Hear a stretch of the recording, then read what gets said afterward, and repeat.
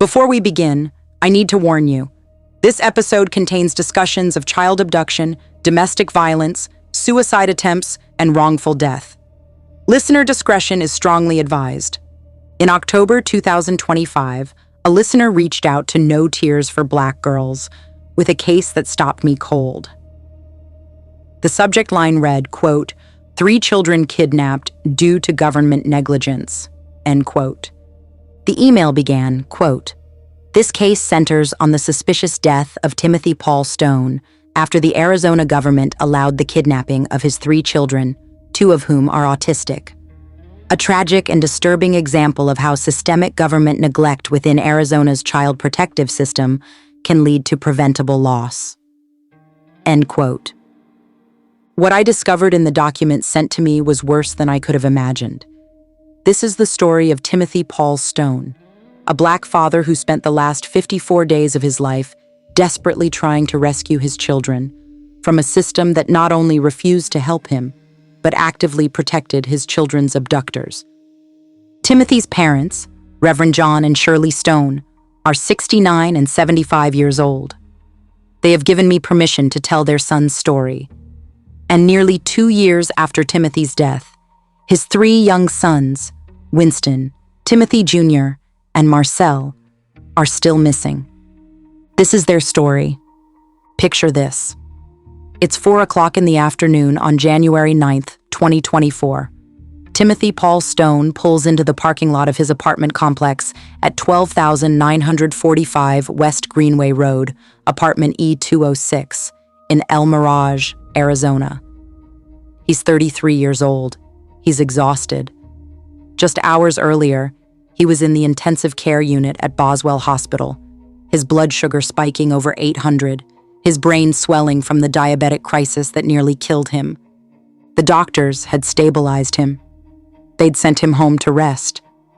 All he wants to do is see his 3 boys, hold them, tell them he's okay, tell them daddy's home. He walks up the stairs to his apartment. The door is unlocked. He steps inside. The apartment is silent. He calls out, Winston, Timothy Jr., Marcel. No answer. He walks through the living room. Empty. The kitchen. Empty. Their bedroom. Empty. His 3 sons are gone. Timothy's hands are shaking now, not from the diabetes, from panic. He pulls out his phone and calls the babysitter, Brittany Houston. Where are my kids? Where are my boys? And Brittany Houston, the woman Timothy had trusted to care for his children, the woman he had let live in his home rent-free for 8 months, tells him something that stops his heart. I took them. I put them in your car, and I gave them to Saraya. Saraya, his estranged wife, the woman who had abandoned their children 10 months earlier, the woman who had fled to Las Vegas, the woman who was under a court order to stay away from Timothy and the children because a judge had found credible threats that she would kidnap them. Timothy's worst nightmare had just come true. He calls 911. His voice is breaking. My children are missing. They've been taken. I need help. Officer Matthew Jacobs of the El Mirage Police Department responds to the call. Timothy tells him everything. About the protective order, about Saraya abandoning the children, about Brittany having no authority to take his sons, about the court order that says Saraya is dangerous. Officer Jacobs takes notes. He files a report, and then he does nothing. The children are not rescued, Saraya is not arrested, Brittany is not charged, and Timothy Paul Stone begins a 54-day nightmare that will end with his death. But before we get to those 54 days, before we talk about what the system did to Timothy, you need to understand who Timothy was. Because the people who failed him want you to believe he was nobody. Just another Black man who couldn't get his life together. Just another angry ex-husband in a custody dispute. Just another statistic. They want you to forget that Timothy Paul Stone was a human being. A son, a father, a man who fought every single day of his life just to survive. Timothy was born February 28, 1990, in the Phoenix area. His parents, Reverend John Stone and Shirley Stone, were devoted to their son. They raised him with love, with faith, with the belief that he could be anything he wanted to be. And then, when Timothy was just 2 years old, everything changed. Imagine being a parent and watching your toddler suddenly start losing weight, drinking water constantly, wetting the bed, lethargic, sick. You take him to the doctor, terrified, not knowing what's wrong. And the doctor tells you your baby has type 1 diabetes, not type 2, not the kind you can manage with diet and exercise. Type 1, juvenile diabetes, an autoimmune disease where the pancreas stops producing insulin, where the body can't regulate blood sugar on its own, where without constant monitoring, without multiple daily injections, without vigilance every single hour of every single day, your child could slip into a coma and die. Timothy was 2 years old, and for the next 32 years of his life, he would live with a disease that could kill him at any moment. Think about what that means. Every meal calculated, every carbohydrate counted, multiple finger pricks a day to check blood sugar, insulin injections before breakfast, before lunch, before dinner, before bed, waking up in the middle of the night drenched in sweat because your blood sugar dropped too low, feeling your hands shake, your vision blur, your heart race because the insulin dose was off by just a little bit. Living with the knowledge that if you forget your insulin, if you can't afford your insulin, if someone tampers with your insulin, you could die. Timothy carried this burden every day of his life, and he never let it stop him. He went to high school, he played sports, he fell in love. Her name was Saraya. They were teenagers when they met. Young love, first love, the kind of love that makes you believe in forever.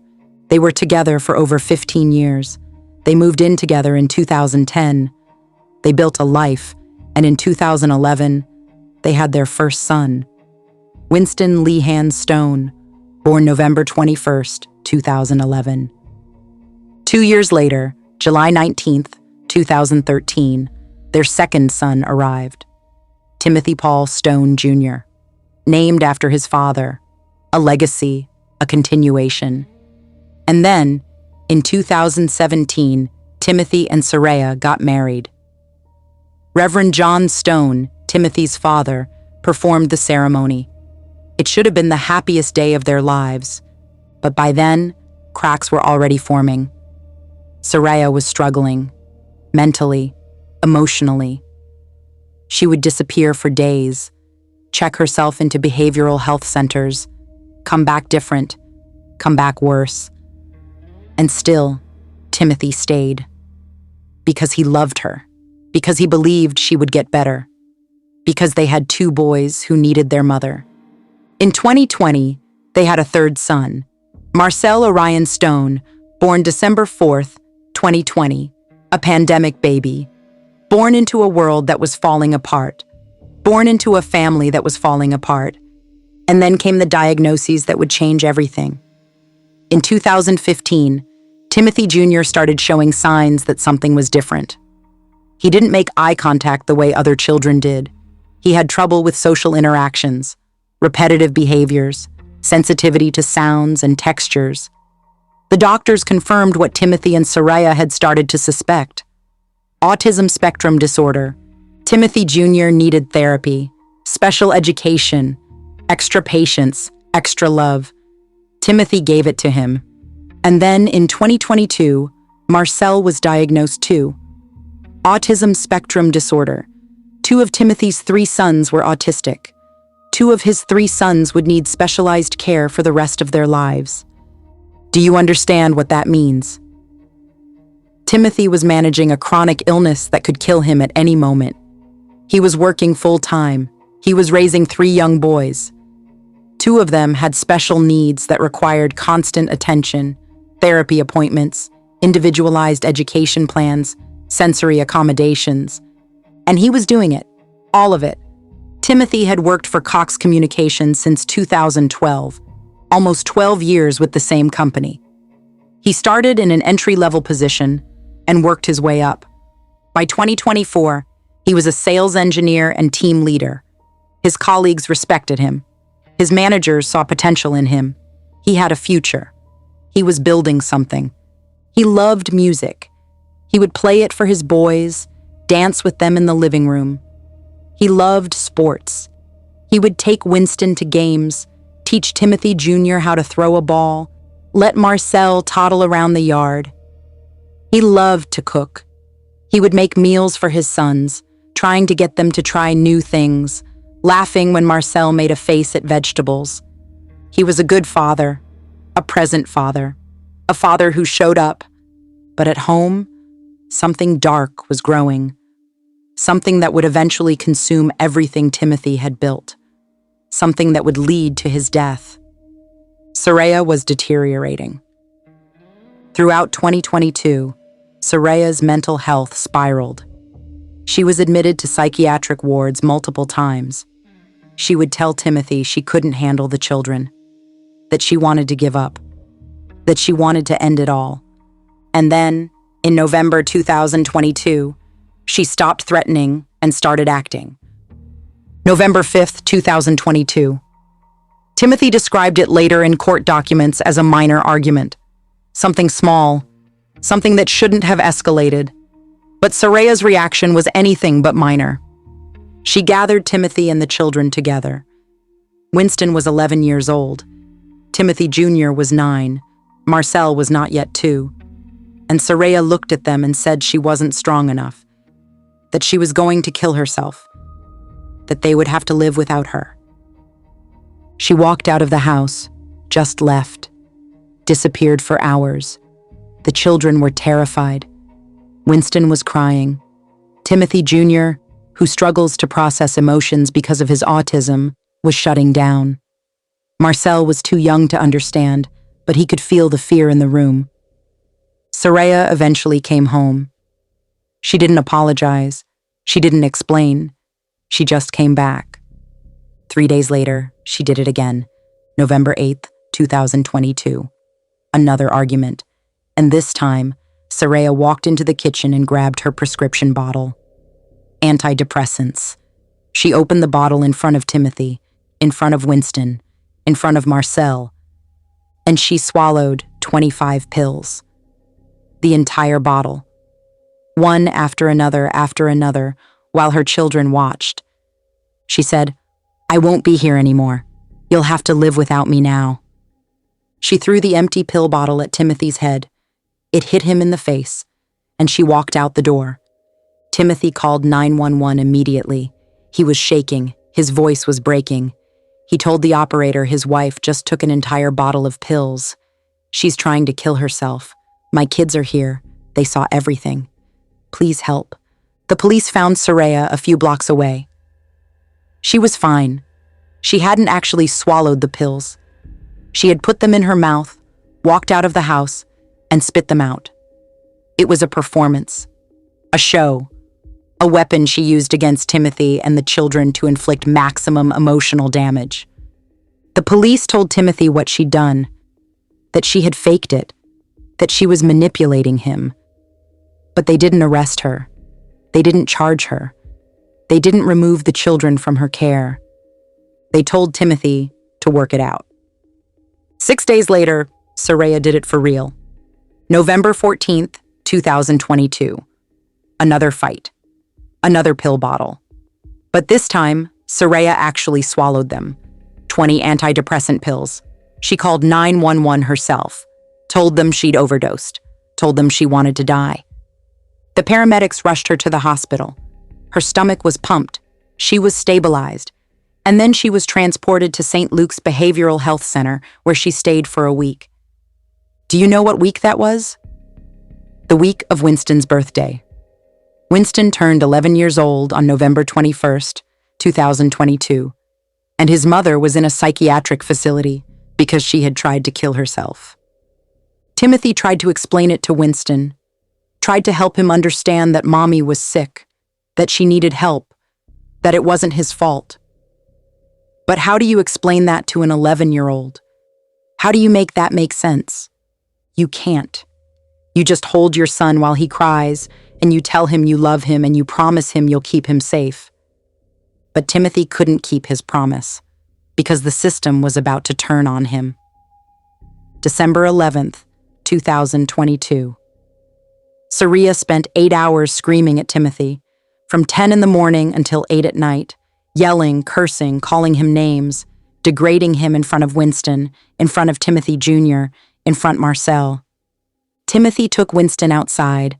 Father and son sat on the steps of the apartment building, and Timothy asked his boy, "Does the yelling bother you? Does it hurt you when mommy screams like that?"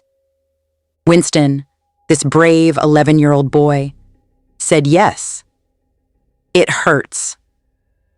Timothy explained that mommy wasn't well, that her brain wasn't working right, that maybe if Winston told her how he felt, she would stop. Winston didn't want to. He was scared. But he loved his father, and he wanted to help. So he went back inside, his hands shaking, and he walked up to his mother. "Mommy, you're hurting my feelings when you yell. Can you please stop?" Saria looked at her son. She said, "Okay, baby. For you, I'll stop." 5 minutes later, she started screaming again. Timothy had had enough. He'd watched his wife attempt suicide in front of their children. He'd endured months of verbal abuse. He'd tried to protect his sons from the chaos, but it kept getting worse. On December 18th, 2022, during another one of Saria's episodes, Timothy called 911. The Avondale police showed up, and they made a decision that would change everything. They arrested Timothy. Why? Because during the argument, Saria had been on the phone with a friend, wearing Bluetooth headphones. Timothy, trying to get her to stop yelling, had gestured toward her. The headphones fell off her head. They broke. Saria told the police Timothy had attacked her, that he'd choked her, that he'd beaten her, that he'd broken her headphones in a rage. None of it was true. Timothy had never hit her, never choked her, never laid a hand on her. She would later admit this in court. But that night, the Avondale police looked at a black man and a woman claiming abuse, and they made their choice. They handcuffed Timothy Paul Stone. They took him away from his children. They charged him with criminal damage for breaking headphones that he had purchased with his own money. And they left 3 vulnerable children in the custody of a woman who had tried to kill herself in front of them twice in the last month. The next day, December 19th, 2022, while Timothy was still in jail, Saria went to court. She filed for an order of protection. She listed herself and all 3 children as the protected parties. She claimed Timothy was violent, that he was a threat, that he had hurt her. The judge, who only heard Saria's side of the story because Timothy was incarcerated, granted the order. Timothy Paul Stone, the man who had never been violent, who had called the police for help, who had just wanted to protect his children, was now legally prohibited from going home, from seeing his sons, from being a father. On January 6, 2023, Timothy had to rent his own apartment. He was forced out of the home he'd been paying for, away from the children he'd been raising, all because of a lie. But on January 17th, 2023, something important happened. There was a hearing on the order of protection. Timothy was finally able to tell his side. And during that hearing, Saria McCree admitted the truth. She admitted Timothy had never hit her, never choked her, never hurt her physically. The judge dismissed the children from the order of protection. Winston, Timothy Jr., and Marcel were allowed to see their father again. But the order stayed in place between Timothy and Saria. And then, on February 1st, 2023, the Department of Child Safety got involved. A DCS specialist named Michelle Ortiz held an aftercare meeting. She reviewed the case. She spoke to both parents, and she made it clear. Both parents needed to support the children. Saria needed to continue therapy. For a few weeks, it seemed like things might stabilize. Saria was calmer. Timothy had his boys back. They were working toward a divorce. It was going to be amicable, cooperative, for the sake of the children. And then March 2023 came, and Soraya made a decision that would set in motion everything that followed. In March 2023, Soraya petitioned to dismiss the order of protection against Timothy. She didn't tell him she was doing it. She just went to court and had it dropped. Why? Because she was planning something Timothy wouldn't see coming. March 22nd, 2023. It was a Wednesday. Soraya told Timothy she needed to drop the boys off at his apartment for a little while. He didn't think anything of it. They'd been co-parenting. She'd bring the kids, he'd watch them, she'd come back. But this time was different. Soraya pulled up to Timothy's apartment. She brought Winston inside, then Timothy Jr., then little Marcel, who was only 2 years old and still being breastfed. She set them down. She told them, "Be good for Daddy. I'll see you soon." And then she walked out. She got into the family car, a 2018 Ford Escape with license plate DNA7ME, a car that was in Timothy's name, a car she had no legal right to take, and she drove to Las Vegas, Nevada, to her sister, Heiress Dupree's apartment at 1750 Karen Avenue, apartment 158. She didn't come back that night, or the next night, or the night after that. Timothy called her. No answer. He texted her. No response. He asked when she was coming to get the boys. Silence. Days turned into weeks. Weeks turned into months. And Soraya McCree never came back. She had abandoned her children. All 3 of them. Left them with their father and disappeared across state lines. For the next 10 months, from March 2023 to January 2024, Soraya McCree did not contact Winston, Timothy Jr., or Marcel. Not a phone call. Not a text message. Not a birthday card. Not $1 of child support. Nothing.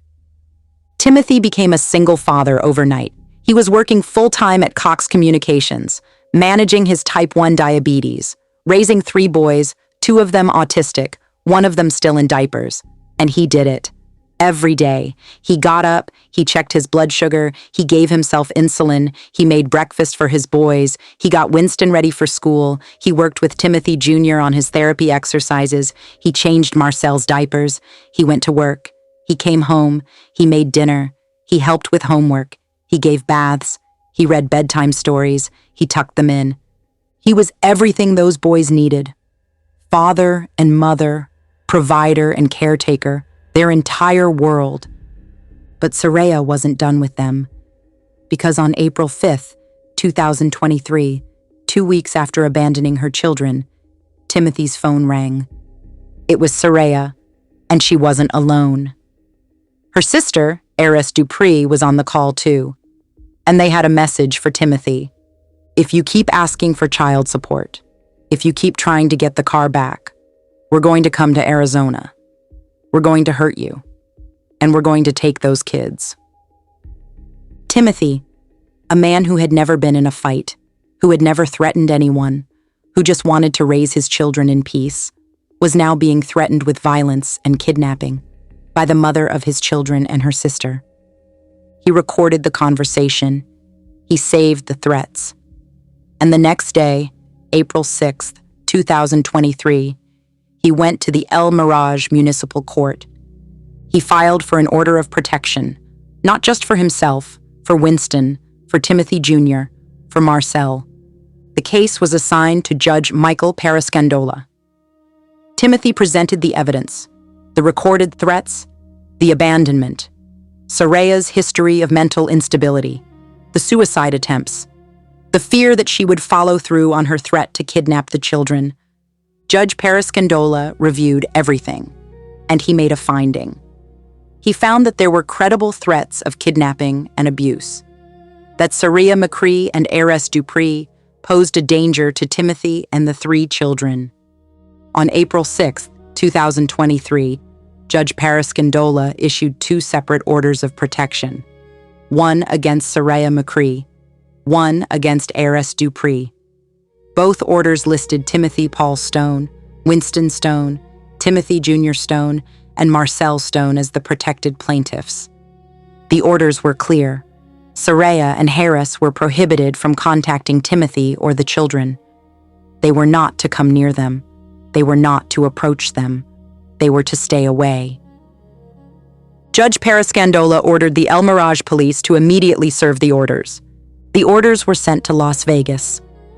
Deputy Sheriff Robert Wyant of the Clark County Sheriff's Office was assigned to serve them.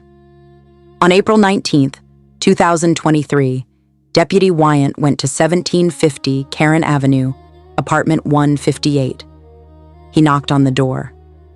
Heiress Dupree answered. He served her with the order of protection. She took it. It was done. But Soraya? Soraya wouldn't come to the door. Deputy Wyant tried on April 7, 2023. No answer. He tried again on April 12th. No answer. He tried again on April 14th. No answer. He tried again on April 20th. No answer. 4 attempts to serve Soraya McCree with a court order designed to protect 3 children. 4 times, she hid. 4 times, she evaded service. On April 21st, 2023, Deputy Wyant filed an affidavit with the court. In it, he stated that he had spoken with Heiress Dupree, that Heiress had confirmed Soraya was living there, that Soraya knew the police were trying to serve her, and that Soraya McCree was intentionally evading service of the order of protection. Soraya knew. She knew there was a court order.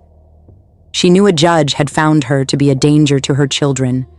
She knew she was supposed to stay away, and she hid from it. For the next 9 months, that order of protection kept Timothy and his boys safe. Soraya stayed in Las Vegas. She stayed away. The boys had stability. They had routine. They had their father. Timothy thought the worst was over. He thought he'd protected his children. He thought they were safe. But in April 2023, someone else entered Timothy's life. Someone who would betray him in the worst way possible. Someone who would help Soraya McCree do exactly what Judge Periscandola's order was designed to prevent. Her name was Brittany Houston, and she told Timothy she needed help. Timothy met Brittany Houston through Soraya. They were best friends, had been for years. When Soraya abandoned the family in March 2023, Brittany reached out to Timothy. She told him she was going through a hard time. She had her own children, 8 of them. She was struggling. She needed a place to stay. And Timothy, because he had a good heart, because he believed in helping people, said yes. In April 2023, Brittany Houston moved into Timothy's apartment at 12,945 West Greenway Road, apartment E206. The arrangement was simple. She would help Timothy with the boys, watch them when he was at work, help with meals, with bedtime, with the chaos of raising 3 children, 2 of them autistic. In exchange, she could live there rent-free. She wouldn't have to pay utilities. She could get back on her feet.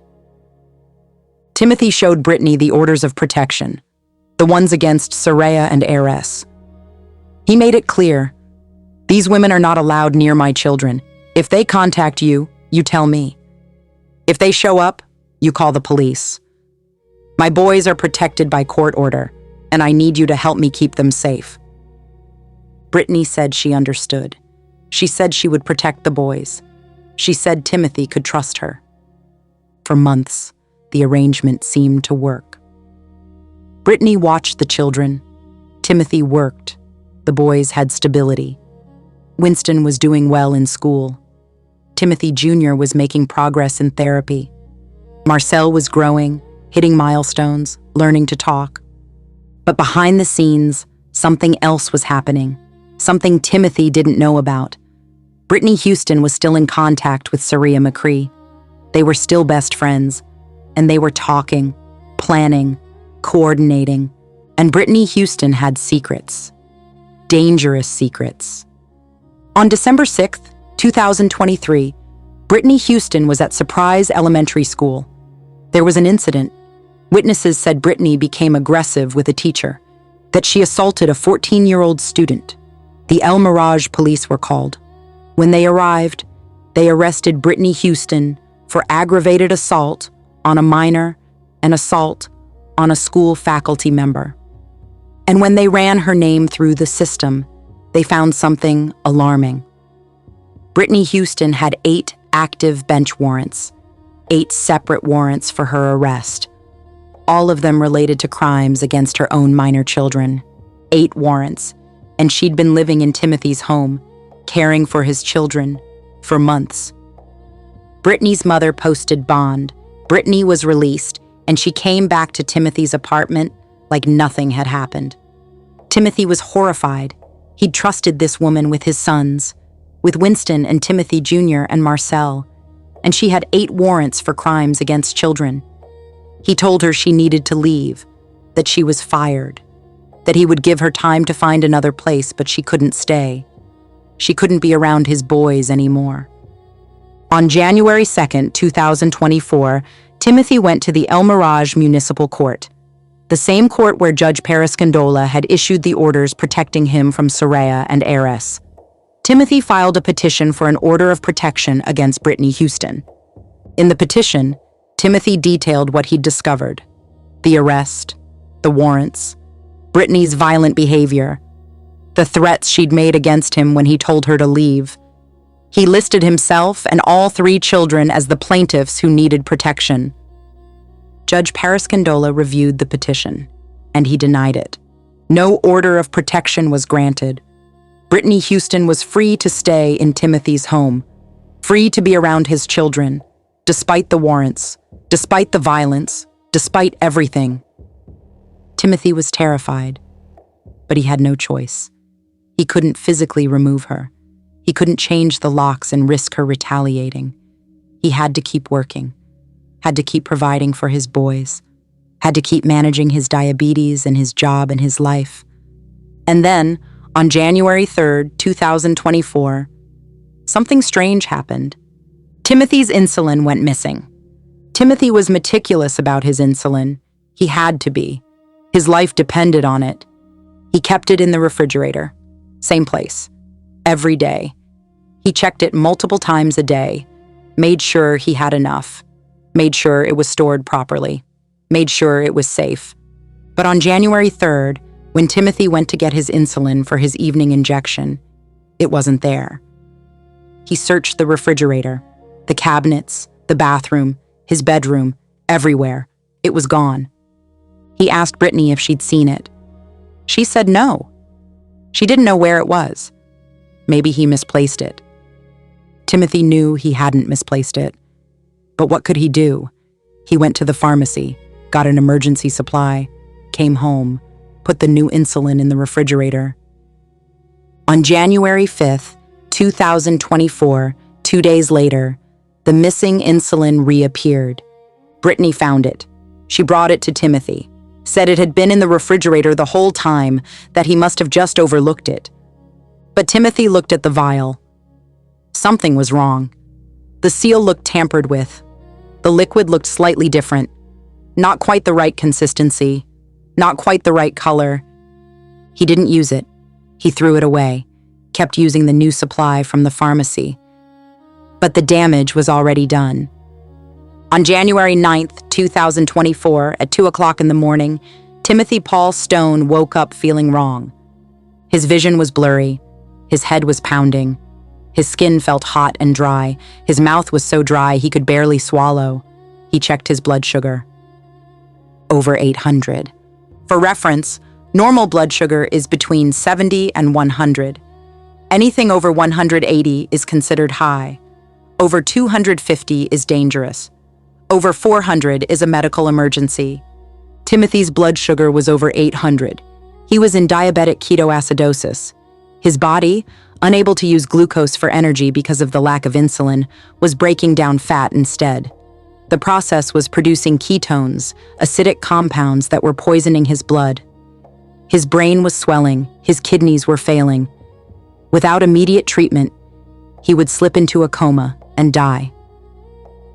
Timothy called 911. The ambulance arrived. The paramedics loaded him onto a gurney. And at 2:30 in the morning on January 9th, 2024, Timothy Paul Stone was rushed to Boswell Hospital and taken directly to the intensive care unit. The doctors worked quickly. Intravenous fluids to rehydrate him, insulin drip to bring down the blood sugar, monitoring for brain swelling, for kidney function, for cardiac arrest. Timothy was critical. He could have died. But he didn't.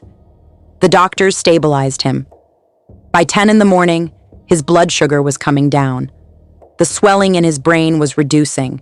The ketones were clearing. He was going to survive.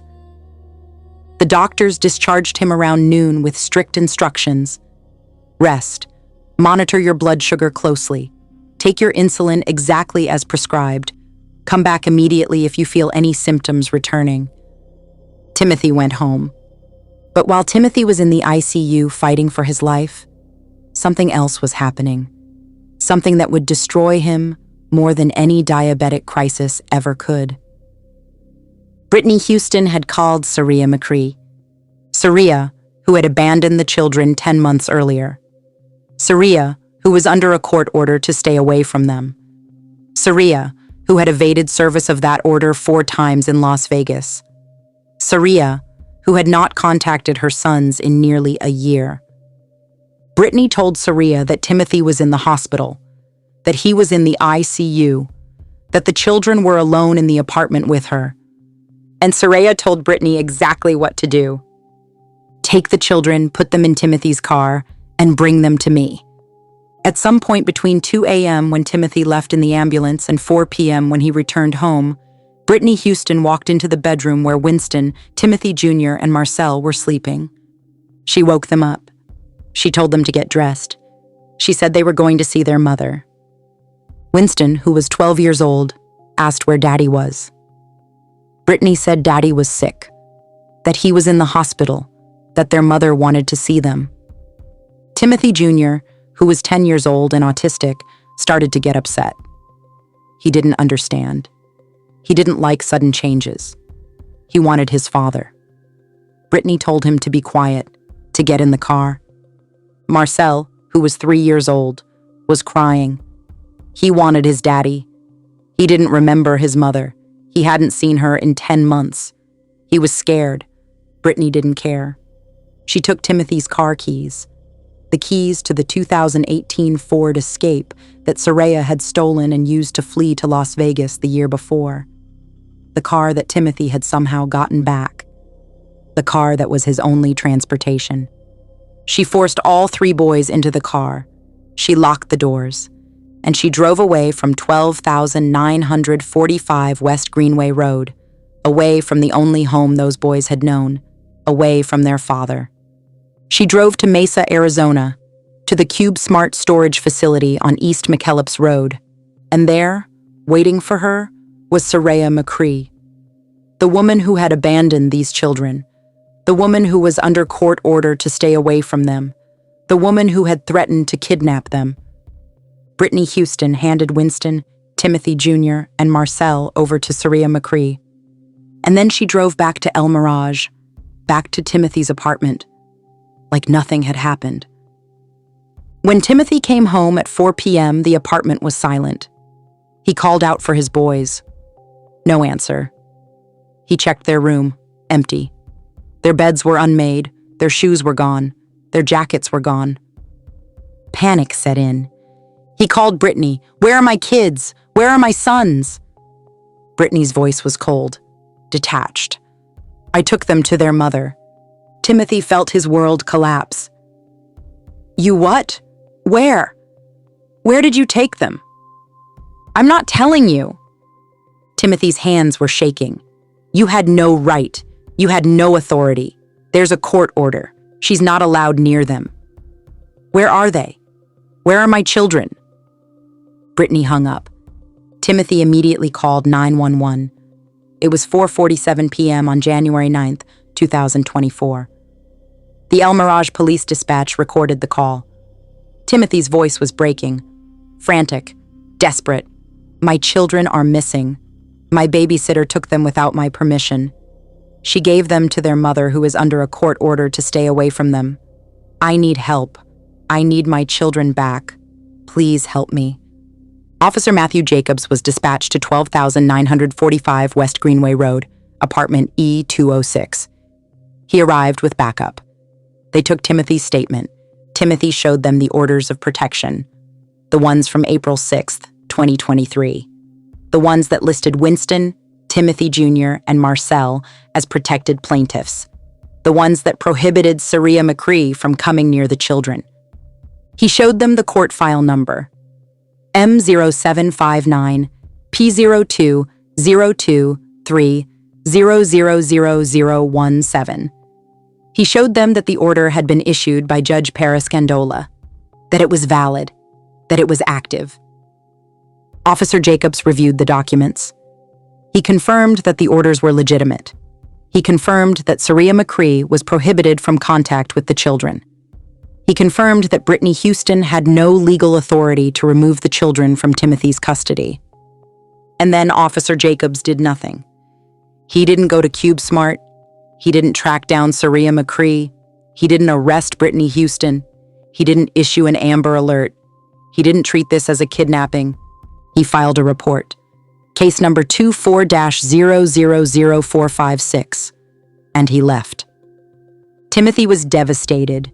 He called his father, Reverend John Stone. He was sobbing. "Dad, they took my boys. The police won't help me. I don't know where they are. I don't know if they're safe. What do I do?" Reverend Stone, 69 years old, dropped everything. He and his wife, Shirley, 75 years old, drove to Timothy's apartment. They found their son in a state of complete despair. His blood sugar was still unstable from the morning's crisis. His hands were shaking. He couldn't stop crying. The three of them stayed up all night, calling police stations, calling the courts, trying to figure out what to do, how to get the children back, how to make someone listen. The next morning, January 10th, 2024, Timothy went back to the El Mirage Municipal Court. He filed an emergency petition for an order of protection against Brittany Houston. In the petition, Timothy detailed everything. That Brittany had forcibly removed his 3 children from his home on January 9th, 2024, without his permission or authority. That she had transported them in his stolen vehicle to an unknown location. That she had delivered them to Saria McCree, who was under an existing order of protection, to stay away from the children. That the children were in danger. Judge Parascandola held a hearing that same day. He reviewed the petition.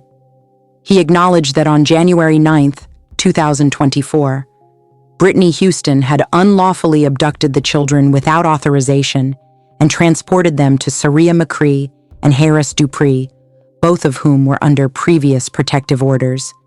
Judge Parascandola issued an order of protection against Brittany Houston.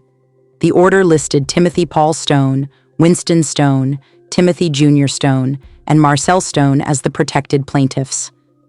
The order prohibited Brittany from contacting Timothy or the children. It granted Timothy exclusive use of the residence. It ordered law enforcement to immediately serve the order on Brittany Houston. The El Mirage police were dispatched to serve the order. They went to Timothy's apartment, where Brittany was still living. When the officers arrived at the door, Brittany Houston opened it. She saw the police. She saw Timothy standing there, and she smiled.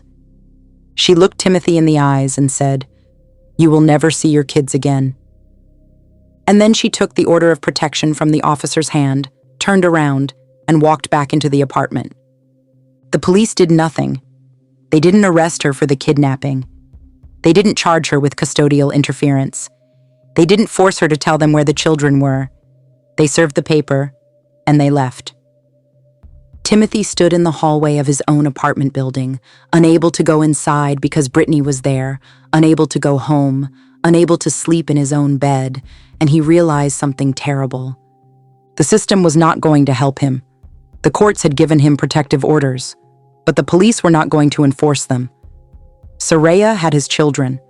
Brittany had helped her take them. and no one in authority cared. Over the next few days, Timothy and his father, Reverend Stone, tried everything. They called the El Mirage Police Department every day. They called the Mesa Police Department. They called the Maricopa County Sheriff. They called Child Protective Services. No one would help. On January 15th, 2024, 6 days after the kidnapping, Timothy and Reverend Stone went to the El Mirage Police Department in person. They demanded to speak to an officer. They needed an update. They needed to know what was being done to rescue the children. 2 officers, names redacted in the reports, but referred to as John Doe officers, met with them in the parking lot. They pulled up the case on their patrol car's computer system. The officers confirmed everything.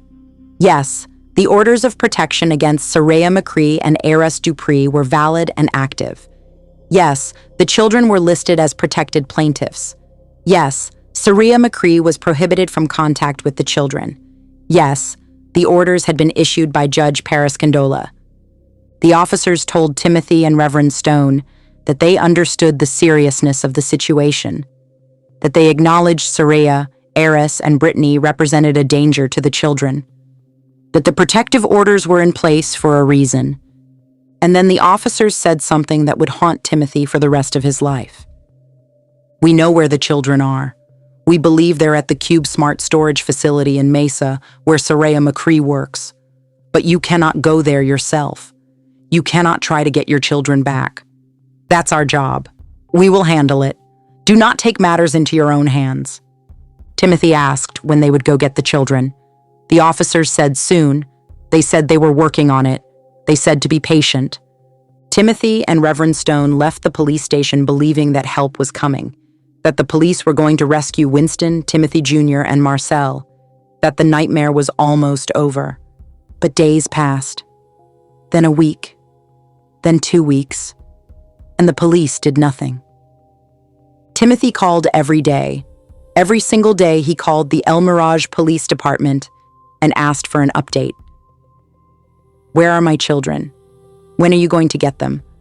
Why haven't you arrested Soraya? Why haven't you charged Brittany?" The answers were always the same. "We're working on it. We're investigating. Be patient." But Timothy was running out of patience, and he was running out of time. By late January 2024, Timothy's health was deteriorating. The stress of the kidnapping, combined with his diabetes, was destroying him. His blood sugar was spiking constantly. He couldn't sleep. He couldn't eat. He'd lost weight. His brain fog was getting worse. He was having trouble concentrating at work.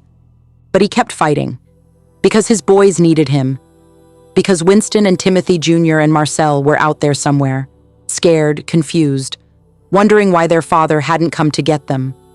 On January 25, 2024, Timothy and Reverend Stone drafted a formal criminal complaint.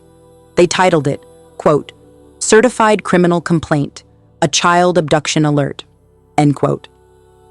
The complaint was addressed to Arizona Governor Katie Hobbs, Arizona Attorney General Chris Mays, and all Arizona state and federal law enforcement agencies.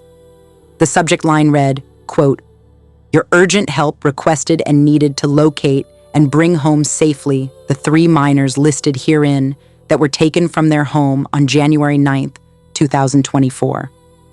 End quote. The complaint detailed everything: the kidnapping, the protective orders, the police failure to act, the danger to the children. It cited Arizona statutes that had been violated: ARS Section 13-1302, custodial interference; ARS Section 13-1304, kidnapping; ARS Section 13-3623, child abuse; ARS Section 8-531, child abandonment. The complaint explained that Timothy had called 911 on January 9th, 2024, that the El Mirage police had responded, that they had confirmed the protective orders, and that they had refused to rescue the children. The complaint stated, quote, "El Mirage police, by their own acts and non-acts, when there is a duty to act, are continuing to block access to 3 missing children, 2 of which are autistic. They have spoken to the child abductor/kidnapper and continue to keep the location of their whereabouts concealed while threatening the father and others with harm if they attempt to locate and rescue the children." End quote. Timothy and Reverend Stone had the complaint notarized on January 25, 2024. They attached a missing persons poster with photos of Winston, Timothy Jr., and Marcel. 3 beautiful black boys smiling at the camera, innocent, vulnerable, missing. On January 26, 2024, they officially served the complaint. They sent copies by email to Governor Katie Hobbs, to Attorney General Chris Mays, to El Mirage Mayor Alexis Hermosillo, and to El Mirage Police Chief Paul Marzocca. Reverend Stone personally hand-delivered a copy to the Arizona Attorney General's office at 2005 North Central Avenue in Phoenix. Reverend Stone personally hand-delivered a copy to the Arizona Attorney General's office at 2005 North Central Avenue in Phoenix. And then they waited. On January 29, 2024, at 11:32 a.m., Governor Katie Hobbs responded. Her email was brief. She acknowledged receipt of the criminal complaint. She said her office would review it and get back to them. That same day, at 9:43 a.m., before the governor had even responded, Police Chief Paul Marzocca sent an email to Timothy and Reverend Stone. The email said, quote, "Mr. Stone, I have my investigations bureau looking into this matter." End quote. Timothy and Reverend Stone were cautiously hopeful. Finally, someone in authority was paying attention. Finally, the governor and the police chief were taking this seriously. Finally, the children would be rescued. At 12:11 p.m., Timothy and Reverend Stone responded to Chief Marzocca's email. They emphasized the urgency. They wrote, quote, "2 of the children are autistic, and every minute that passes further endangers my children." End quote, with the word children in all capital letters. They attached copies of the Arizona statutes that had been violated. They explained the police department's accomplice criminal liability for aiding the kidnapping, for blocking the children's rescue, for hindering the arrest of the kidnappers, and for grossly violating the children's rights while obstructing justice. They sent the email and waited for Chief Marzocca's response. At 4:35 p.m. on January 29, 2024, Chief Marzocca responded, and his response shattered any hope Timothy had left.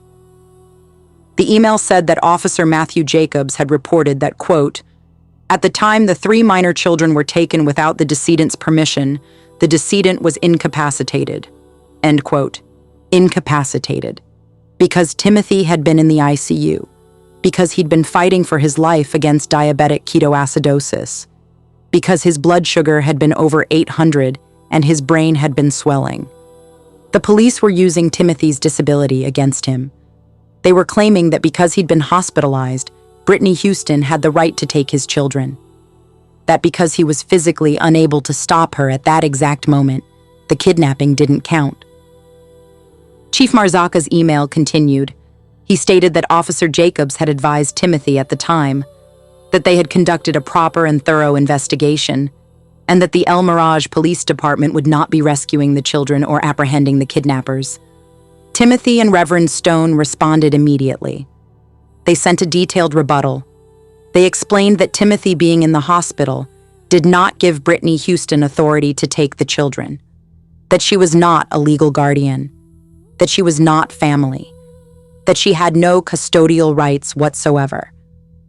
They explained that even if Timothy had been incapacitated, which he wasn't because he was discharged and came home that same day, the children should have been turned over to family, to Timothy's parents, to someone with legal authority, not to a woman who was under court order to stay away from them.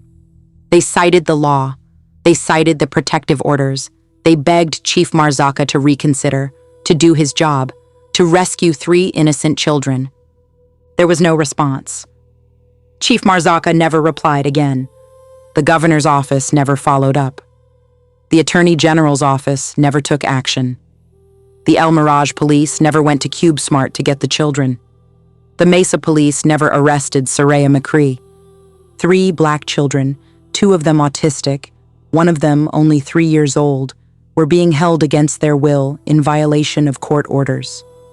And every single person in authority who could have helped them chose to do nothing. Timothy was breaking. On February 1st, 2024, 3 weeks after the kidnapping, Timothy called Soraya McCree. He was desperate. He was furious. He was terrified for his children. The conversation escalated. Timothy, under extreme emotional duress, threatened Soraya. He told her that if she didn't return the children immediately, if she hurt them in any way, there would be consequences. He would make sure she paid for what she'd done. It was a mistake. Timothy knew it was a mistake the moment the words left his mouth, but he was a father who hadn't seen his children in 3 weeks. A father who'd been told by the police to wait, to be patient, to let them handle it. A father who'd watched the system fail his sons over and over again. And Soraya McCree, the woman who had abandoned those children for 10 months, who had evaded a court order designed to protect them, who had conspired with Brittany Houston to kidnap them, called the police. She called 911 and reported that Timothy had threatened her. Mesa Police Officer Damian Ryden, badge number 23685, was dispatched to the CubeSmart storage facility at 135 East McKellips Road in Mesa, Arizona. Officer Ryden spoke with Soraya McCree. She told him about Timothy's phone call, about the threats. She said she was scared, that she just wanted to keep the children safe. She didn't mention that she'd abandoned them, didn't mention the protective order, didn't mention that she'd evaded service 4 times, didn't mention that the children had been kidnapped. Officer Ryden called Timothy. And instead of asking Timothy why he was so desperate, instead of checking to see if there were court orders in place, instead of doing his job, Officer Ryden threatened Timothy Paul Stone. He told Timothy that if he tried to come get his children, there would be consequences, that he, Officer Ryden, would personally make sure Timothy was arrested, that he had spoken with the El Mirage police and they agreed with his handling of the situation. Officer Ryden told Timothy to leave Soraya alone, to stop harassing her, to stop trying to find his own children. And then Officer Ryden did something even worse. He encouraged Soraya McCree to go to court and get her own protective order against Timothy, to legally block him from his children, to use the system to cover up the kidnapping. Shortly after Officer Ryden's call, Timothy received another call. This one from a John Doe officer with the El Mirage Police Department. The officer repeated the same threat. Stay away from Soraya. Stop trying to get your children, or you'll be arrested. Timothy hung up the phone and realized something horrific. The police weren't just refusing to help him, they were actively protecting his children's kidnappers. They were using their authority to keep him away from Winston, Timothy Jr., and Marcel. They were participants in the crime. On February 5th, 2024, Timothy and Reverend Stone drafted an addendum to the January 25th certified criminal complaint. They detailed the new developments, Officer Ryden's threats, the El Mirage officer's threats, the complete failure of law enforcement to enforce the protective orders or rescue the children. They sent the addendum to Governor Hobbs, Attorney General Mays, Mayor Hermosillo, and Chief Marzoka. No one responded. On February 13th, 2024, they drafted a second addendum. More details, more evidence, more desperate pleas for someone, anyone, to help. No one responded.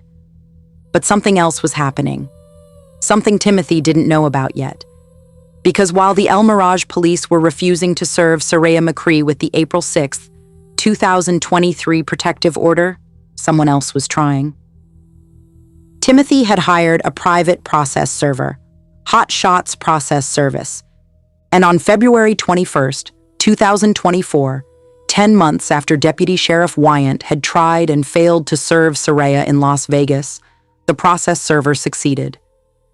They got into the secure CubeSmart storage facility in Mesa. They found Saria McCree, and they served her with the order of protection, the one from April 6th, 2023. The one that prohibited her from being near Winston, Timothy Jr., and Marcel. Saria took the order. She read it. She knew exactly what it said, that she was the defendant, that the children were the plaintiffs, that she was legally required to stay away from them, and she ignored it. She kept the children. She didn't bring them back to Timothy. She didn't turn herself in. She didn't acknowledge that she was violating a court order. She just kept Winston, Timothy Jr., and Marcel in her custody, as if the order didn't exist. By late February 2024, Timothy Paul Stone had been separated from his children for 6 weeks. 6 weeks of not knowing if they were safe.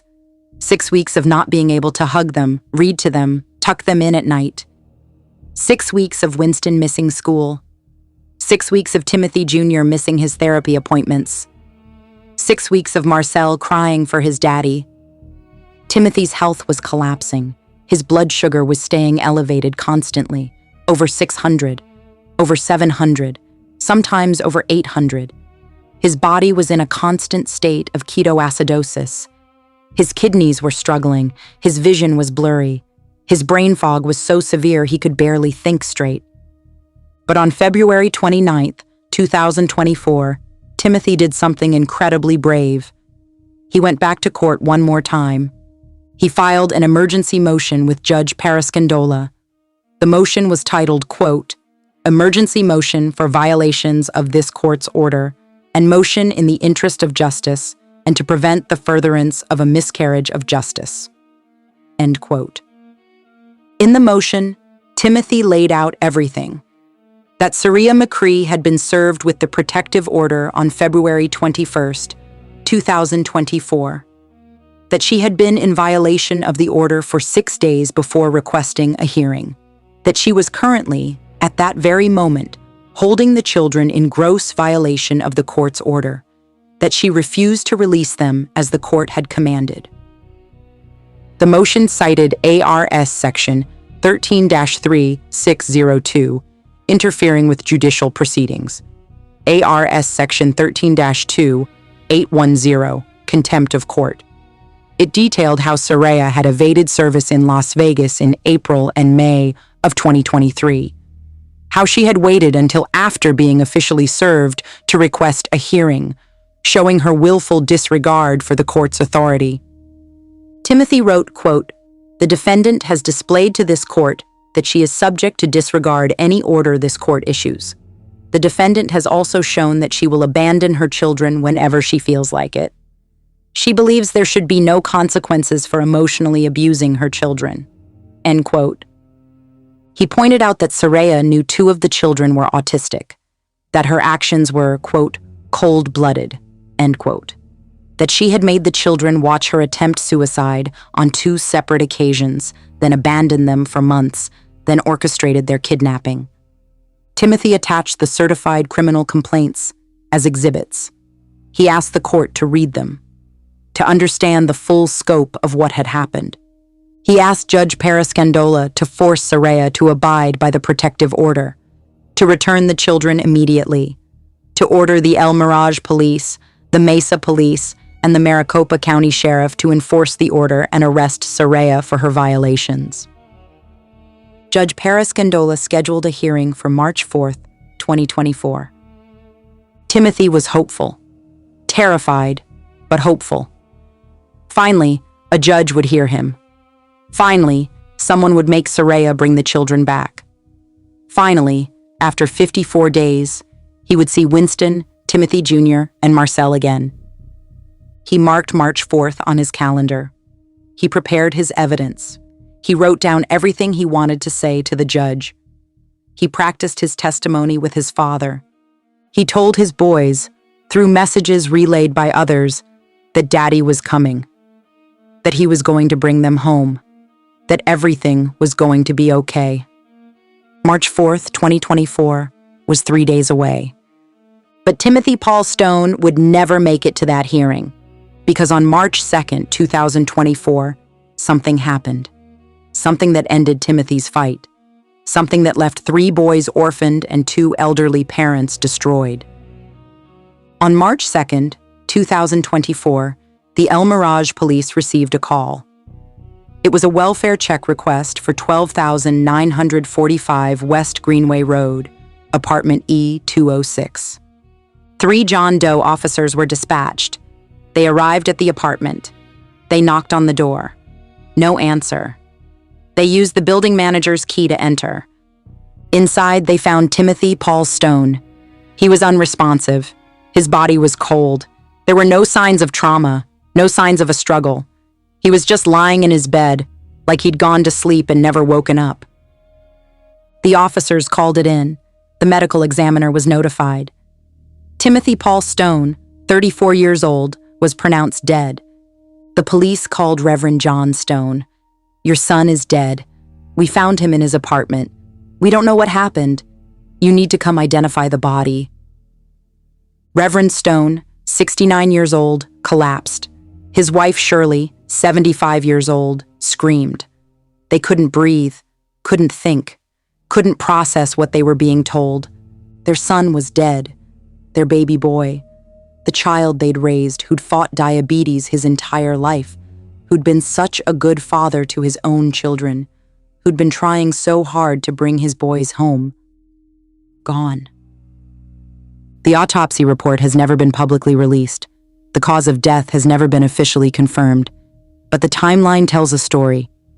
Timothy had been in diabetic ketoacidosis multiple times in the previous 2 months. His blood sugar had been dangerously high for weeks. The stress of the kidnapping had been destroying his body. He'd lost weight. He wasn't sleeping. He wasn't eating properly. His organs were shutting down. And for 54 days, he'd begged for help. For 54 days, he'd told every person in authority that he was in danger, that his children were in danger, that he needed someone to intervene. And for 54 days, they'd told him to wait, to be patient, to let the system work. The system killed Timothy Paul Stone. On March 4th, 2024, 2 days after Timothy's death, the hearing he'd scheduled was still on the court calendar. Judge Parascandola's courtroom, 9 a.m. Reverend John and Shirley Stone went to the hearing. They were in shock. They'd barely slept. They were wearing the same clothes they'd worn to identify their son's body. But they went. Because Timothy had fought so hard for this hearing, because the children were still out there, because someone had to speak for Winston, Timothy Jr., and Marcel. Saraya McCree was there, in person. Eris Dupree was with her. They walked into the courtroom like they had every right to be there. Judge Parascandola called the case. Before he could begin, Reverend Stone stood up. "Your Honor, I need to inform the court. Timothy Paul Stone passed away 2 days ago.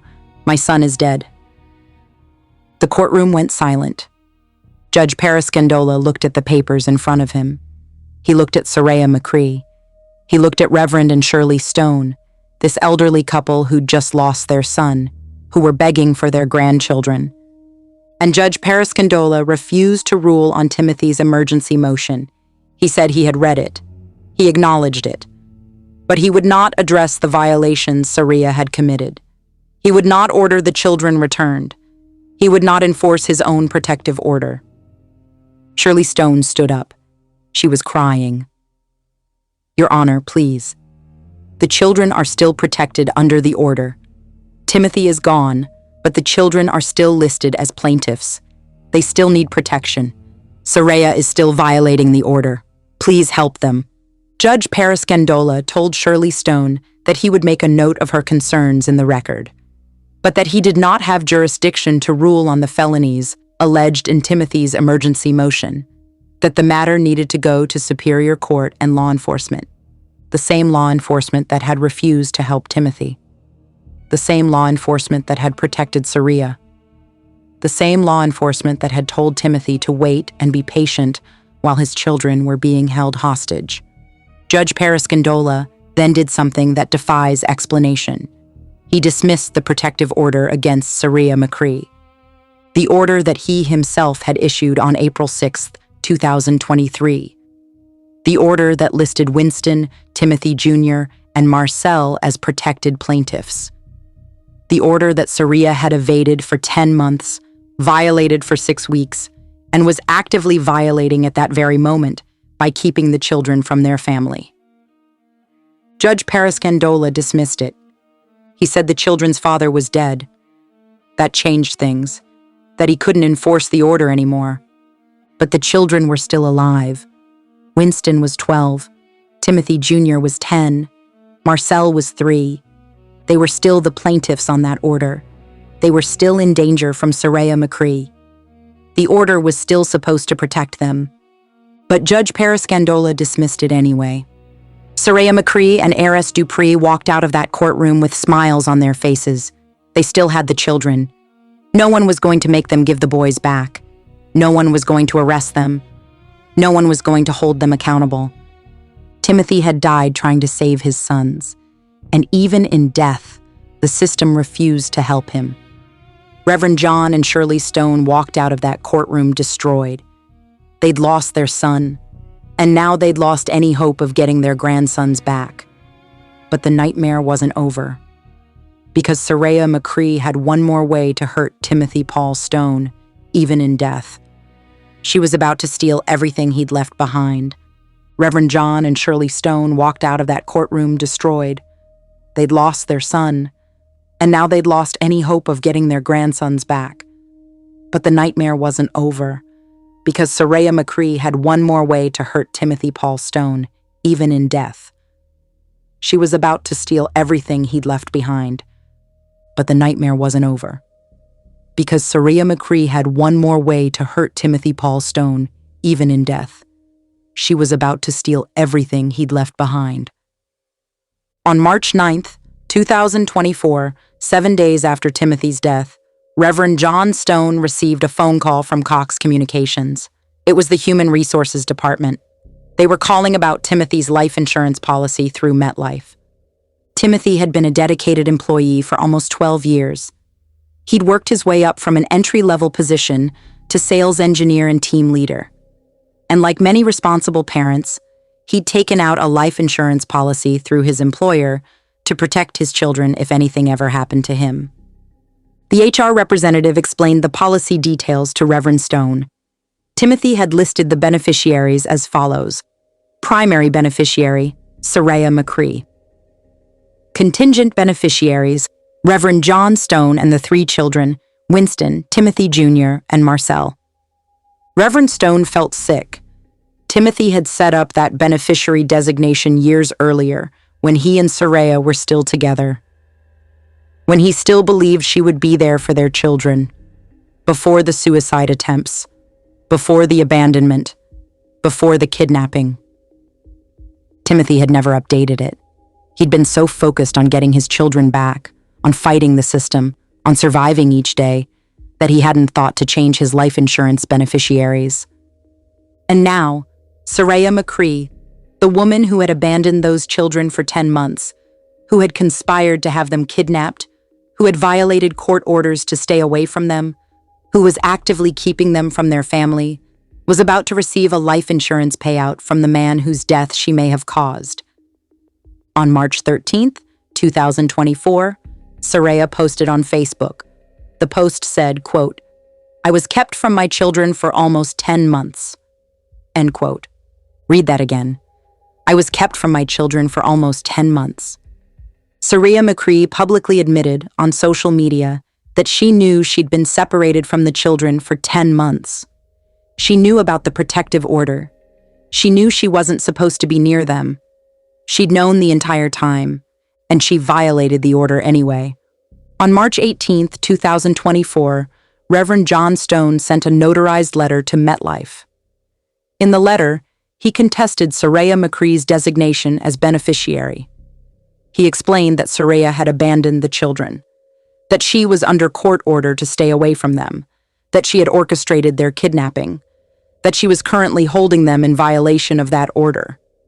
He attached copies of the protective orders, copies of the certified criminal complaints, copies of police reports, copies of court filings, everything documenting Saria's abandonment, her evasion of service, her violations, her conspiracy with Brittany Houston. He invoked the Slayer statute. This is a legal principle that exists in most states, including Arizona. It says that a person who unlawfully and intentionally kills another person, or who substantially participates in causing that person's death, cannot inherit from that person or benefit from their life insurance. Reverend Stone argued that Saria's actions had directly contributed to Timothy's death, that the stress of the kidnapping, combined with Timothy's diabetes, had killed him, that Saria and her co-conspirators had emotionally and psychologically tortured Timothy for 54 days, that they had stolen his insulin, that they had prevented him from getting medical care, that they had used his chronic illness as a weapon against him. MetLife responded that they would investigate, that they needed time to review the documentation, that they would make a determination. Weeks went by, then months. Reverend Stone sent additional documentation, more evidence, more proof. He followed up repeatedly, called their office, sent certified letters, begged them to do the right thing. And then, on April 10th, 2024, Reverend Stone received 2 phone calls that changed everything. The first call was from Eris Dupree, Saria's sister, the woman who had threatened to kidnap the children back in April 2023, the woman who had been served with a protective order, the woman who had been helping Saria hide the children in Nevada. Eris left a voicemail, and in that voicemail, she said something that proved the entire conspiracy. She told Reverend Stone that Timothy deserved his torturous death, that he had brought it on himself, that he should have just left Saria alone. And then she admitted it.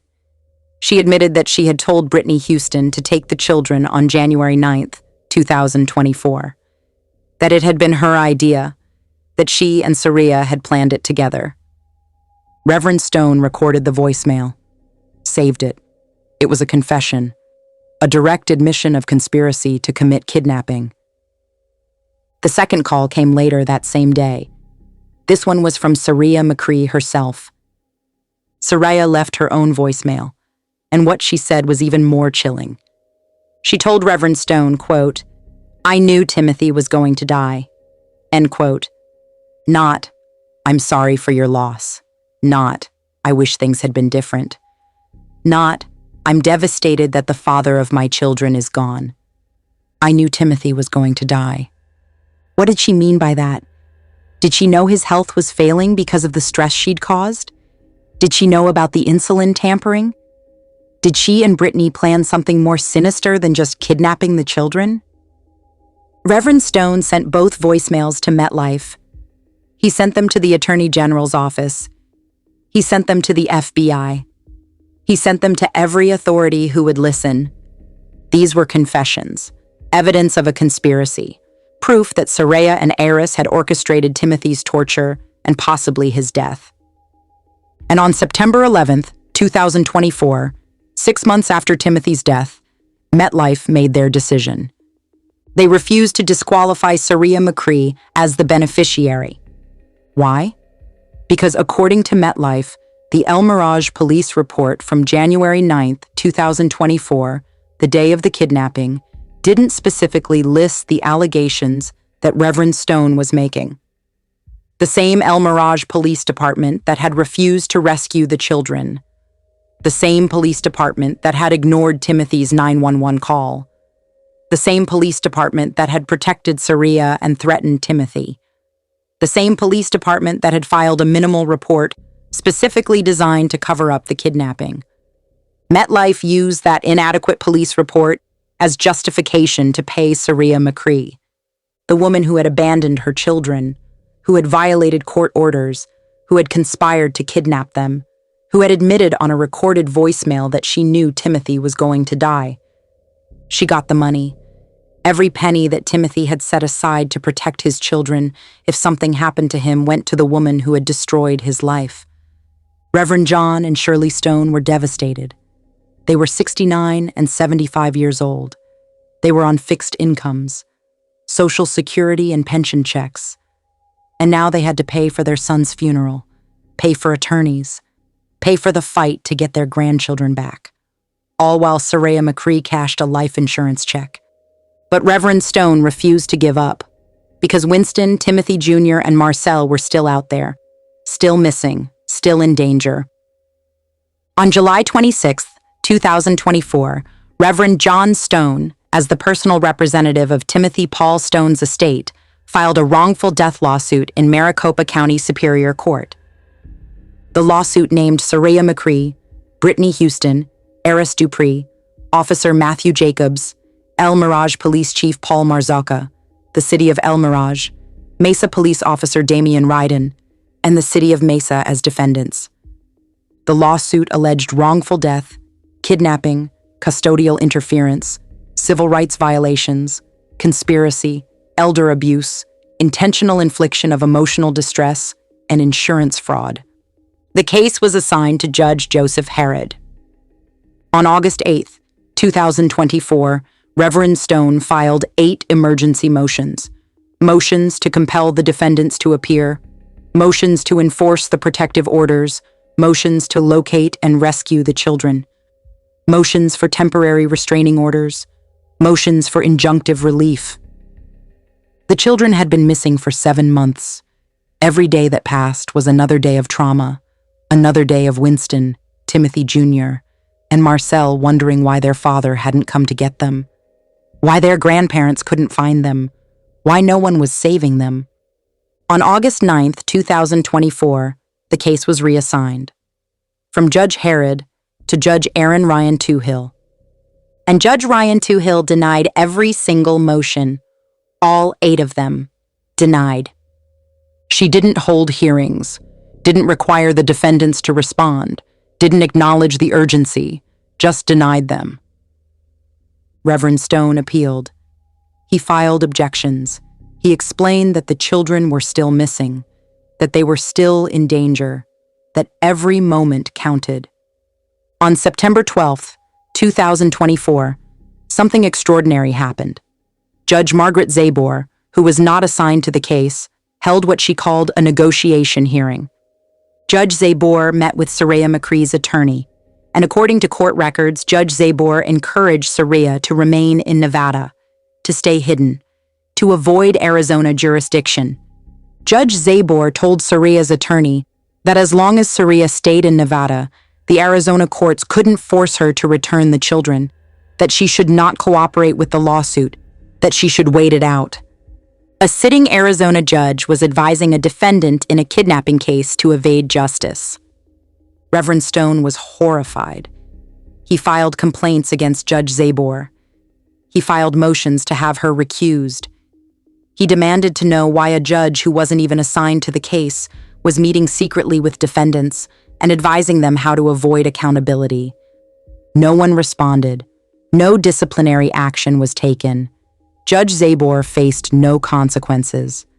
And then, in late September 2024, Reverend Stone received legal advice that broke his heart. His attorneys told him that the Maricopa County Superior Court was too corrupt, that the judges were protecting each other, that Judges Herod, Ryan Toohill, and Zabor were coordinating to obstruct the case, that he would never get justice in state court. They advised him to withdraw the lawsuit, to refile in federal court, where the judges might actually follow the law. On October 3, 2024, Reverend John Stone voluntarily dismissed the wrongful death lawsuit in Maricopa County Superior Court. He'd spent thousands of dollars on filing fees and attorney costs. He'd endured months of judicial obstruction, and he was back to square one. But he didn't give up, because those 3 boys were still out there. On November 7, 2024, Reverend John Stone, individually and as personal representative of the estate of Timothy Paul Stone, filed a federal lawsuit in the United States District Court for the District of Arizona. The case number is CV 24-04158-PHXSMB, Judge Susan M. Branovich presiding. The lawsuit is 47 pages long. It names 18 defendants: Saraya McCree, Brittany Houston, Eris Dupree, Officer Matthew Jacobs, El Mirage Police Chief Paul Marzoka, the City of El Mirage, Mesa Police Officer Damian Ryden, the City of Mesa, Judge Michael Parascandola, Judge Joseph Herod, Judge Aaron Ryan Tuhill, Judge Margaret Zabor, the State of Arizona, Cox Communications, MetLife Insurance, and several John Doe officers and Jane Doe CPS workers whose identities are not yet known. The lawsuit alleges violations of federal civil rights under 42 United States Code, Section 1983. Conspiracy to violate civil rights under 42 United States Code, Section 1985. Wrongful death. Kidnapping under 18 United States Code, Section 1201. Custodial interference. Elder abuse. Intentional infliction of emotional distress. Negligent infliction of emotional distress. Insurance fraud, judicial misconduct, obstruction of justice. The lawsuit details everything: Timothy's entire story, the 54 days of hell, the 200 ignored warnings to government officials, the police refusal to rescue the children, the judicial obstruction, the insurance fraud, the ongoing kidnapping. The lawsuit demands the immediate location and return of Winston, Timothy Jr., and Marcel to their family.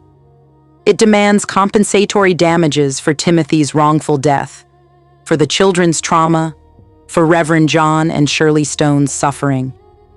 It demands punitive damages against every defendant who participated in this conspiracy. It demands injunctive relief to prevent this from ever happening to another family. On November 18, 2024, Reverend Stone filed emergency motions for preliminary injunction and temporary restraining order. He asked the federal court to immediately compel Nevada authorities to locate the children, to enforce the Arizona protective orders across state lines, to arrest Saraya McCree for kidnapping, to rescue Winston, Timothy Jr., and Marcel before another day passed. As of today, December 1st, 2025, that lawsuit is still pending, the emergency motions are still pending, and the children are still missing. Let me repeat that. As of today, December 1st, 2025, Winston Stone, Timothy Paul Stone Jr., and Marcel Orion Stone have been missing for 692 days. 692 days since Brittany Houston forced them into a car and delivered them to a woman who had abandoned them. 692 days since they've seen their grandparents. 692 days since they've been home. 692 days since they've been safe. Winston is now 13 years old. He's missed over a year and a half of school. He's missed birthdays, holidays, his entire childhood. He last saw his father in a hospital bed on January 9th, 2024. He doesn't know his father is dead. He doesn't know his father fought for 54 days to bring him home. He doesn't know his father died trying to save him. Timothy Jr. is now 11 years old. He's autistic. He needs routine, structure, therapy, special education services. He was getting all of that with his father. Now he's being held by a woman who hasn't cared for him in years, a woman who doesn't understand his needs, who sees him as a trophy, not a child. Marcel is now 4 years old. He was 3 when he was taken. He barely remembers his father. He doesn't remember living in the apartment on West Greenway Road. He doesn't remember his grandparents. His entire conscious memory is of being held by strangers who tell him lies about why his family doesn't want him. These children are victims of a crime that is still ongoing. Every single day they remain with Saraya McCree is another count of kidnapping, another violation of federal law, another moment of trauma. And the people who could rescue them, Governor Katie Hobbs, Attorney General Chris Mays, the FBI, the Department of Justice, are doing nothing. Now let me address the question that some people ask when they hear stories like this. the question that defense attorneys love to use to confuse juries and minimize the severity of parental abduction. Is it a crime to kidnap your own child? The answer is yes, absolutely yes. Under Arizona Revised Statute Section 13-1302, custodial interference occurs when a person, knowing or having reason to know that the person has no legal right to do so, takes, entices, or keeps a child from the child's lawful custodian. This is a Class 3 felony, punishable by up to 8.5 years in prison. Under Arizona Revised Statute Section 13-1304, kidnapping occurs when a person knowingly restrains another person with the intent to interfere with the performance of a governmental function. When that restraint involves a child under 15 years of age, it's a Class 2 felony, punishable by up to 12.5 years in prison. But this case goes beyond Arizona state law, because when Saria McCree took those children and kept them in Nevada, she violated federal law. Under 18 United States Code Section 1201, kidnapping becomes a federal crime when the victim is transported across state lines. The penalty is up to 20 years in federal prison. And if the victim is under 18 years old, there's no statute of limitations. The crime can be prosecuted at any time. The Parental Kidnapping Prevention Act, 28 United States Code, Section 1738A, requires states to enforce child custody determinations made by other states. Nevada is legally required to honor Timothy's Arizona custody order and the protective orders issued by Judge Parascandola. So yes, it is absolutely a crime to kidnap your own child, especially when there's a court order saying you're not allowed near that child, especially when you've been found by a judge to pose a danger to that child, especially when you've evaded service of that order and violated it repeatedly. Saria McCree is not a mother trying to protect her children. She abandoned them for 10 months. She didn't send a birthday card, a text message, $1 of child support. She only wanted them back when Timothy tried to formalize custody. She only wanted them back to hurt him. And it worked. The stress of losing his children, combined with his diabetes, killed Timothy Paul Stone. Now let's talk about the systemic failures that made this possible. Because this wasn't just one bad actor. This was an entire system that chose, repeatedly and deliberately, to fail a Black father and his 3 Black children. Timothy Paul Stone sent over 200 warnings to government officials. 200 times, he told people in authority that his children were in danger, that they'd been kidnapped, that he needed help. He called 911 and the police refused to rescue them. He filed protective orders and the police refused to enforce them. He sent certified complaints to the governor and she did nothing. He sent complaints to the attorney general and she did nothing. He begged the police chief and was told his disability made him unfit to parent. This is called the state-created danger doctrine.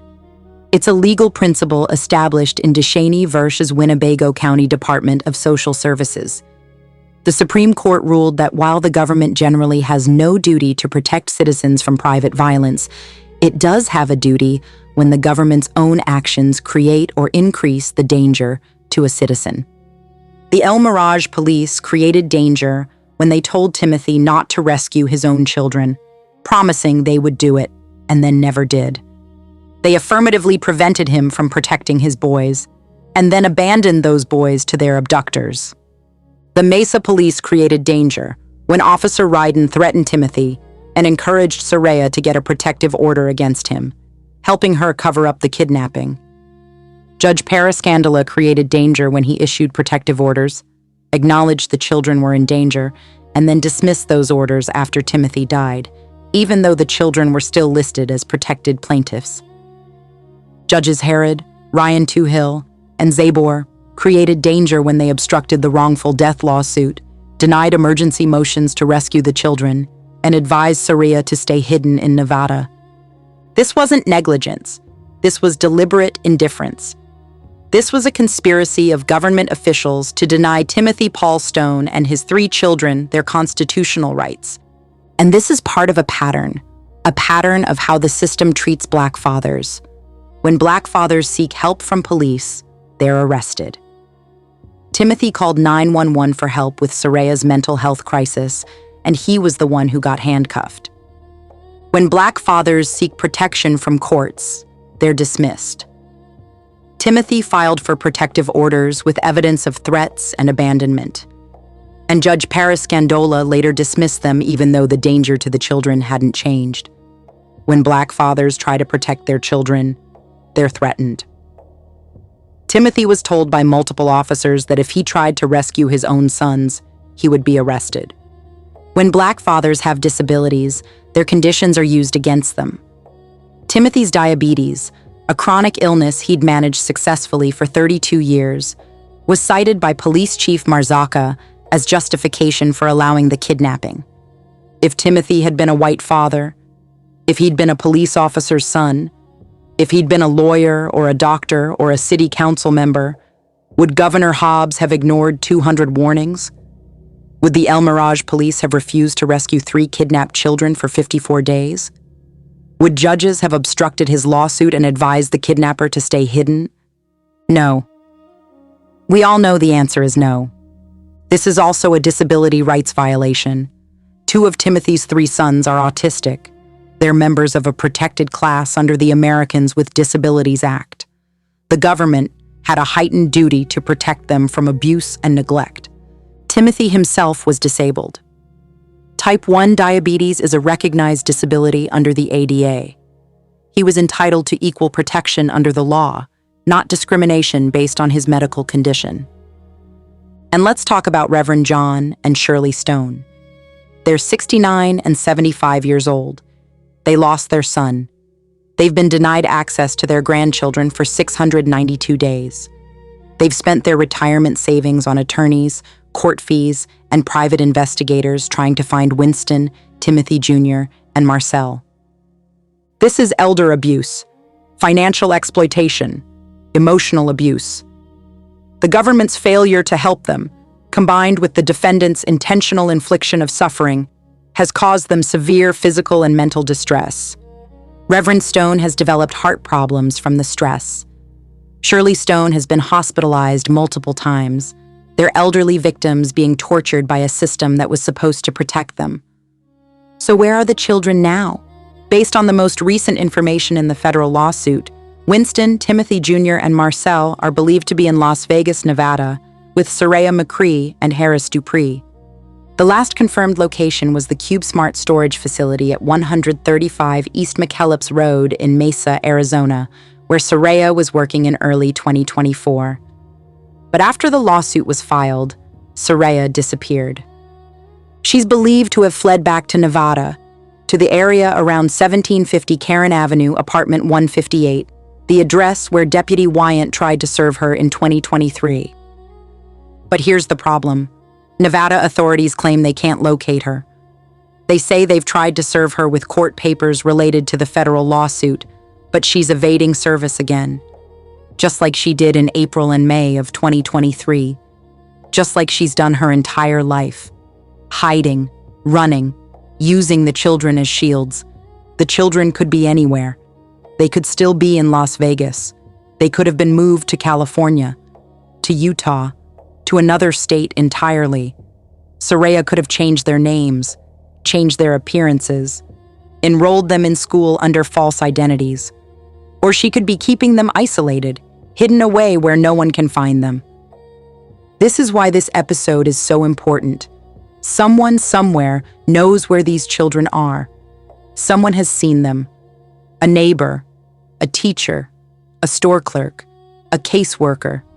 If you live in Nevada, if you live in the Las Vegas area, if you see 3 Black children, a 13-year-old boy, an 11-year-old boy, and a 4-year-old boy, who look like they might be the Stone children, please call the authorities. If you have any information about Soraya McCree's whereabouts, about Harris Dupree's location, about where these children might be, you can contact the FBI at 1-800-CALL-FBI. You can contact the National Center for Missing and Exploited Children at 1-800-THE-LOST. You can contact Reverend John Stone through the federal court case. These children have been missing for 692 days. Every day that passes is another day of psychological damage. Another day of wondering why no one is coming to save them. Another day of trauma that will take years of therapy to heal. If you're listening to this and you have any power to help, I'm begging you. Governor Katie Hobbs, if you're listening, you received Timothy's certified criminal complaint in January 2024. You said you would look into it. You never did. 3 children are still missing. You have the power to intervene. Use it. Attorney General Chris Mays, you received Timothy's complaint. You received the evidence. You have the power to open a criminal investigation into the El Mirage Police Department, into the Mesa Police Department, into the judges who obstructed justice. You have the power to prosecute Saria McCree, Brittany Houston, and Harris Dupree for kidnapping. Use it. FBI Director Christopher Wray, this is a federal kidnapping case. Children were transported across state lines. Federal protective orders are being violated. 18 United States Code, Section 1201 has been violated every single day for 692 days. Open an investigation. Find these children. Department of Justice Civil Rights Division. Timothy Paul Stone was denied equal protection under the law because of his race and his disability. His children were denied protection because they're Black and autistic. This is a clear violation of 42 United States Code Section 1983. Investigate, prosecute, make this right. MetLife Insurance Company, you paid a life insurance benefit to a woman who may have caused the policyholder's death. You ignored months of evidence showing abandonment, kidnapping, and conspiracy. You relied on a falsified police report to justify that payment. The Slayer statute should have prevented Saria McCree from benefiting. Reverse your decision. Pay the contingent beneficiaries, Reverend Stone and the children, as Timothy intended. And to everyone listening, here's what you can do right now. Share this episode. Share it on every social media platform you have. Tag Governor Katie Hobbs. Tag Attorney General Chris Mays. Tag your local news stations. Tag national news outlets.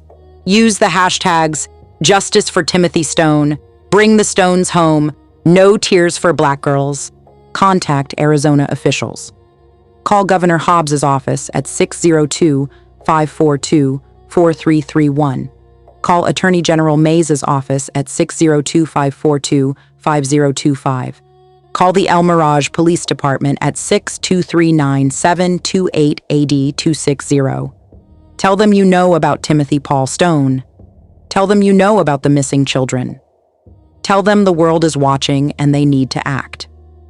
Contact your federal representatives. If you live in Arizona, call your congressperson, call your senators.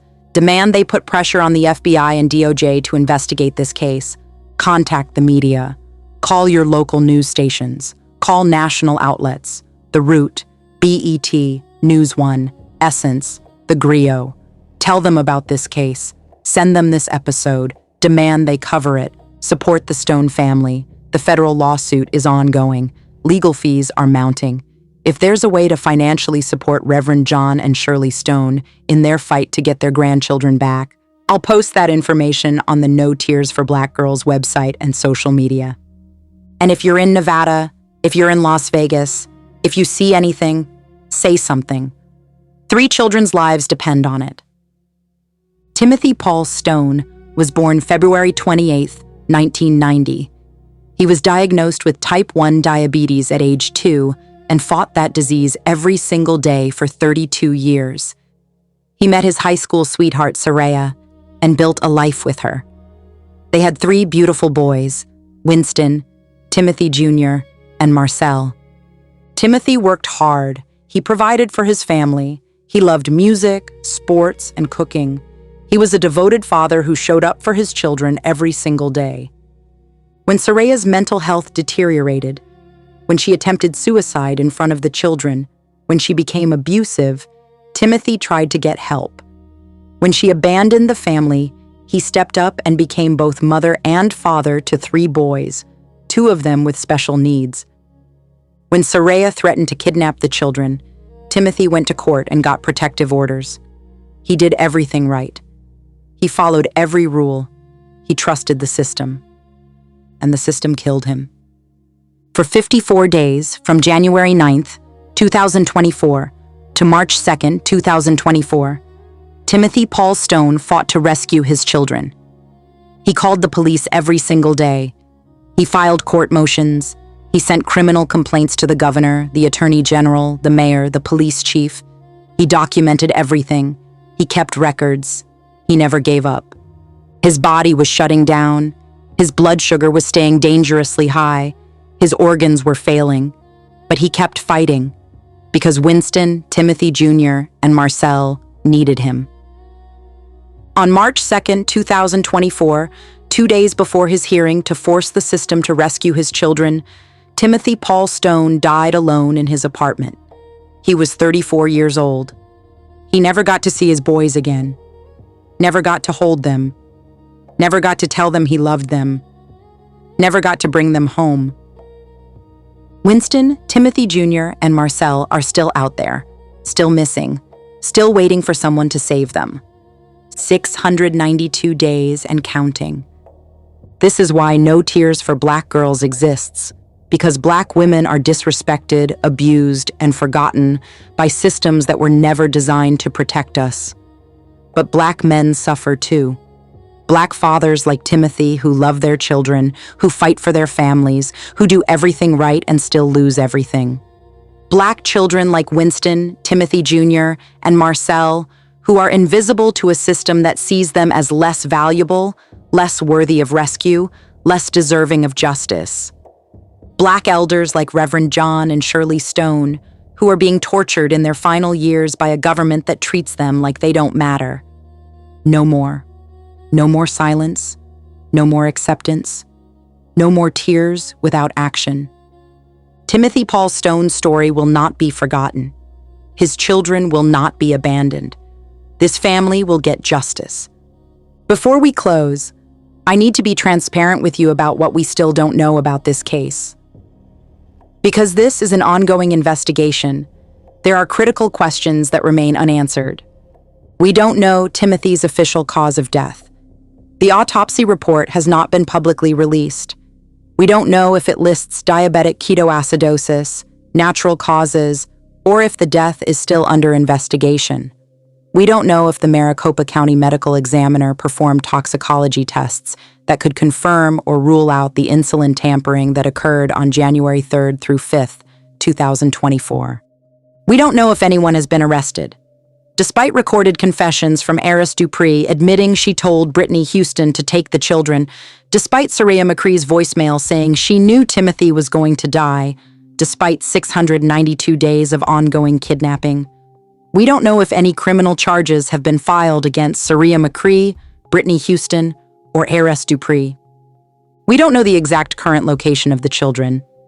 The federal lawsuit states they are believed to be in Las Vegas, Nevada, with Soraya McCree and Heiress Dupree.